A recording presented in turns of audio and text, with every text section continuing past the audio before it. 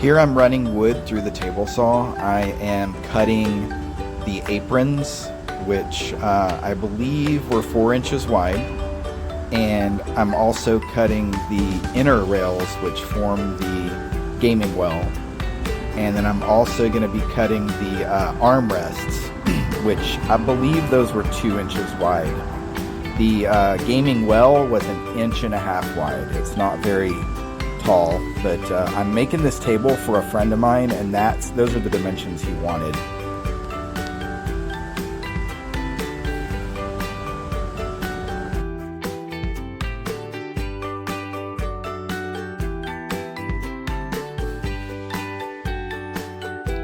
So here are all the pieces that I cut. I labeled them.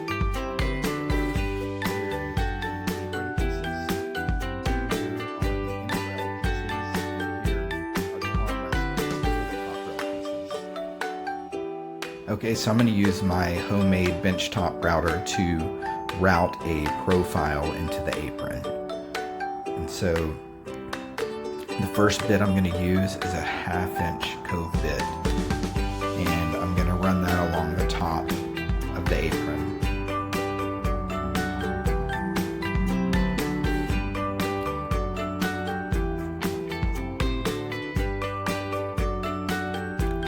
I'm going to take that off, and then I'm going to get a 1/4 inch Roman OG bit.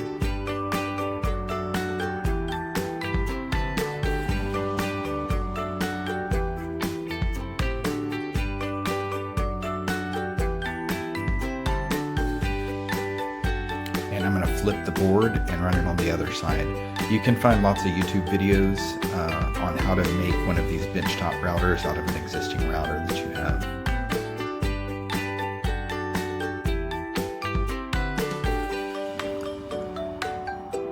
Okay, so next I'm going to grab a 1/4 inch core box bit, and I'm going to run a bead down the middle of the apron.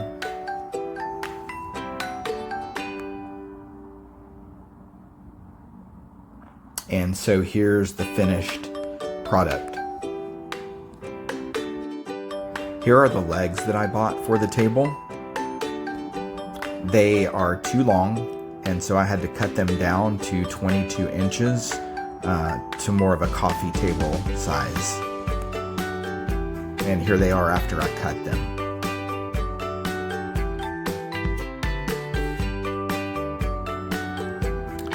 With this being a gaming table and having a well, the way the legs were made would not work. So I had to take a piece out of each leg to accommodate the depth of the well. And so I had to get a little bit creative to do this. I made the initial cuts with a jigsaw, which was not easy. You can see it kind of smoking a little bit, but it did work. And then I ended up just chiseling out the rest of the wood, and this actually worked pretty well.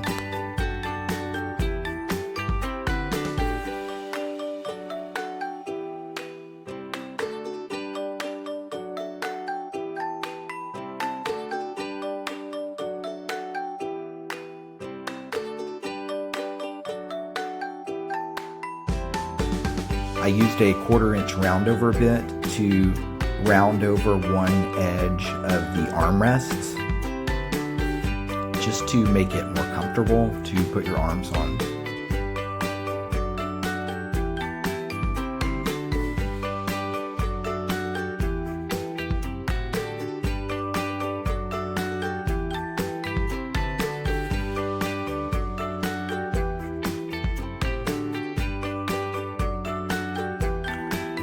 I'm making a pencil mark on the wood, and I'm starting with 120 grit sandpaper. And so you want to just sand very slowly and evenly until the pencil line goes away. Once you do that, make another pencil mark, go up to 180 and repeat, and then finish it with 220. Sanding is very important. I would strongly suggest watching a couple of YouTube videos on proper sanding technique. I learned the hard way about improper sanding, especially when you go to try to finish the table somehow. And these are the armrest pieces that I'm sanding right now.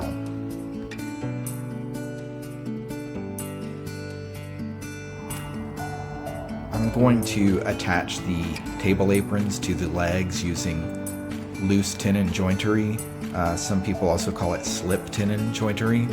And so here I'm making the tenons, and so you have to cut a long strip and you have to round the edges also, which is what I'm doing here. And you have to round all 4 edges.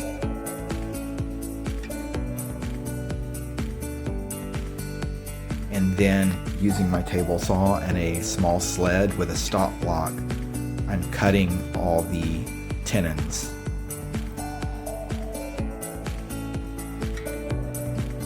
Next, I'm going to cut the mortises and the aprons. I'm going to use this jig, and you have to use a bushing on your router. There's videos on how to make this jig. And you have to line it up with the center point, or the center of where you want your mortise to be. So I'm marking all that right here on where I want the mortise to be on the leg. And so what you do, I've got the center point marked on my jig, center point marked on the apron. You line those up really well, and you clamp the jig really tight onto the apron.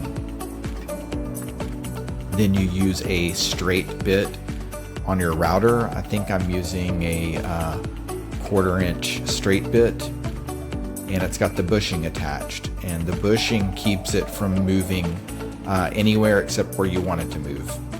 And you just take small passes with the bit until you get to your desired depth. And here I'm doing the same process on the leg.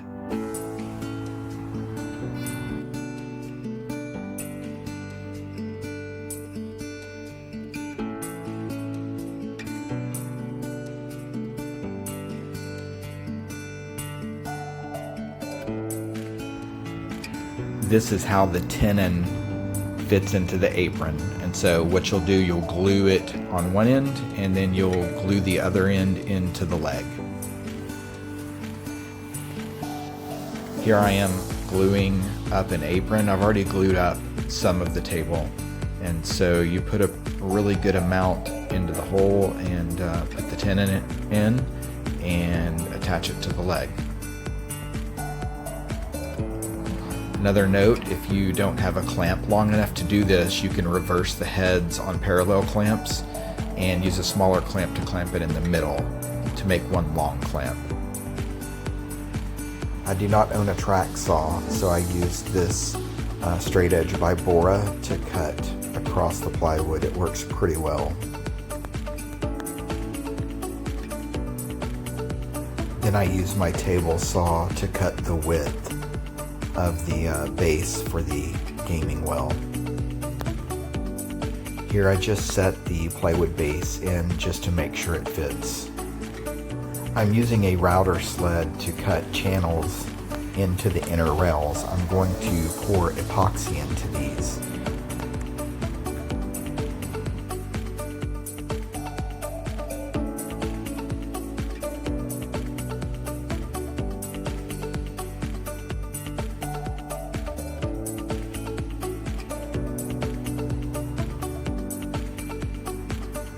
Now I'm going to mix and pour the epoxy.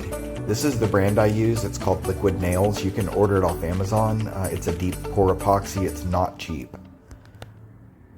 But the thing you want to make sure of is you want to make sure whatever you're pouring into is very flat.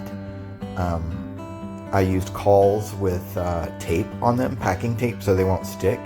And I'm pouring a pearl white epoxy. You use a 2-to-1 ratio with this epoxy. I do realize the activating agent is yellow, it's oxidized. I was told it will still work as long as you're not going for a clear epoxy. Here I'm mixing the pearl white mica powder in. You can also get that on Amazon. And again, one of the most important things I learned about doing this is that your surface is as flat as it can be. because the epoxy is so viscous it will just run out if it's not. Here I'm using a heat gun to pop all the bubbles. There's other videos on how to do this, but you shouldn't let it intimidate you. It's really not that difficult to do. Here the epoxy, this is after it's dried. After the epoxy has dried, you run it through your planer, and you want to take very shallow passes when you do this, because the amount you poured is not very deep. A couple of other notes on the epoxy. It takes a full 48 hours for it to dry, and if it's too cold, it will not dry at all. I've had that happen to me before. Also, you want to, when you mix it, you want to mix it for a full 5 minutes. Now I'm sanding the epoxy. Again, I use the pencil marks, and I start at 120, then I go to 180, then 220, and with the epoxy, I think I went up next to 400 and then 800, just to try to get it looking really smooth and glass-like.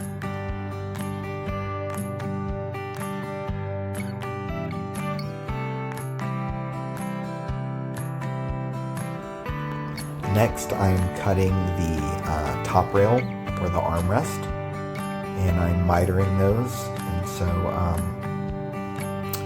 I cut a 45 on one, and I cut a 45 on another, and I'm clamping them down to see how they fit. They fit very well. So then I'm going to go to the end of the long piece, and using my square, I'm going to figure out where I need to cut it.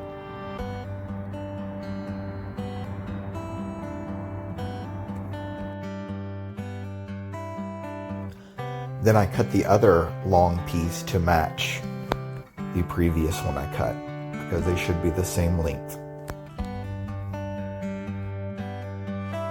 To figure out the final lengths of the short ends, I just overlap them with the long ends and trace the angle. Then I cut them.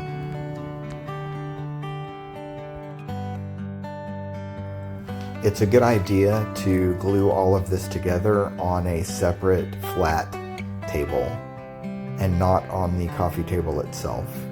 And so here I'm using glue, and I'm going to use some brad nails in the tips just to keep it all together. The brad nails, once you put a little bit of wood filler on them and sand it, you won't be able to see them.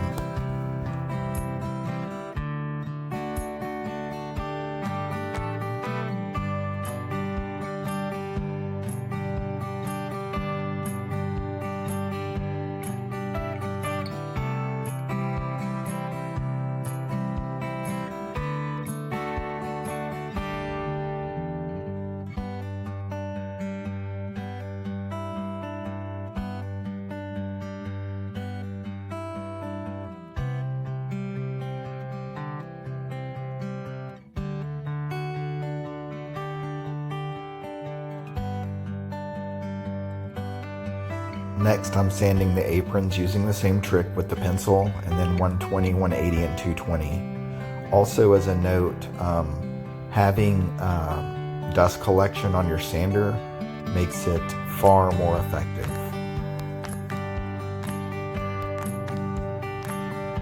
And then also sanding the top rail or the armrest using the same process.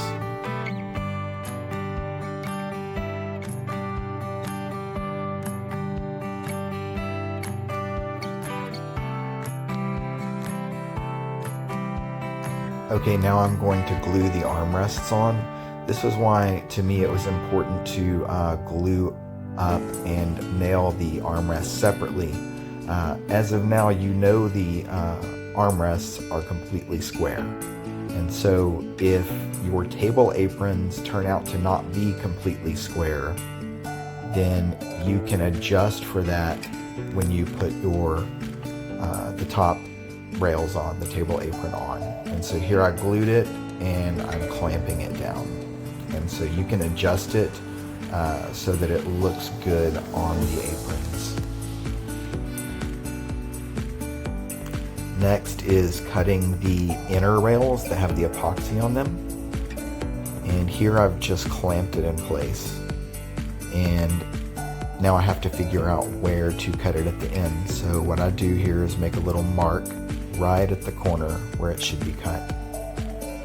Then you can take your square on that mark and make a 45, and that's where it needs to be cut.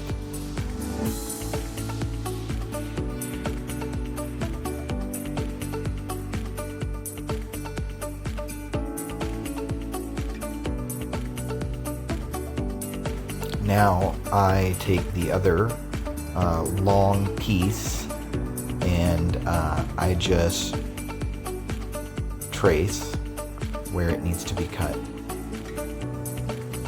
And so now these will be my two longest pieces on the inner rails.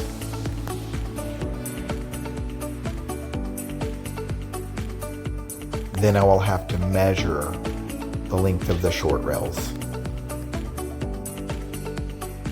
Next is sanding the plywood base and using the same process of using pencil marks and 120, 180, and then 220.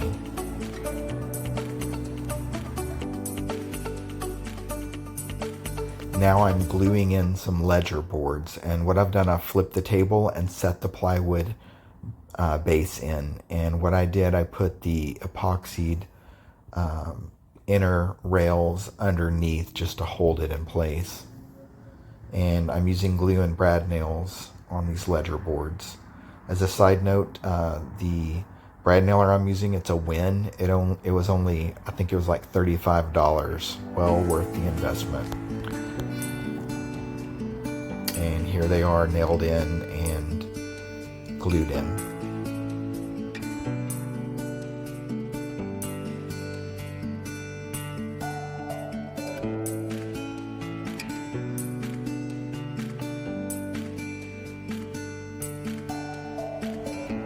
I'm now putting in the inner rails, the epoxied rails, and I'm just going to glue them in and use clamps.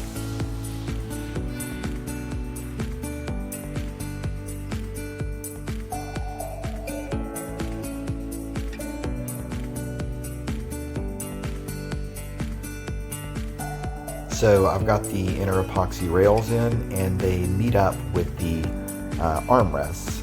But you can take a hand planer and run it very lightly along there just to smooth it all out really good.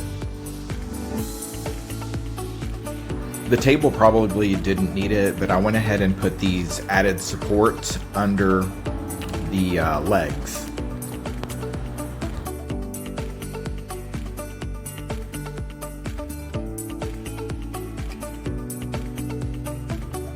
As you can see, I added some additional trim pieces at the corners and in the middle of the aprons. Without a doubt, the table looked good without it. I was just going for a slightly beefier look. The wood that I used for the table I bought at Dallas Hardwood Lumber Company, which I would highly recommend. You could buy the wood at your local box store, but it's going to be a lot more expensive. And the table is predominantly made of red oak. The table legs I had to order, and they're made of pine. So you would definitely have to either stain this table or paint this table. The person that I made it for, he wants to finish the table himself. Also, I ordered a playmat from Big Viking Playmats, and they will custom cut large playmats for you. The table will end up being black, and the playmat is black, which will provide a really good contrast to the pearl white epoxy.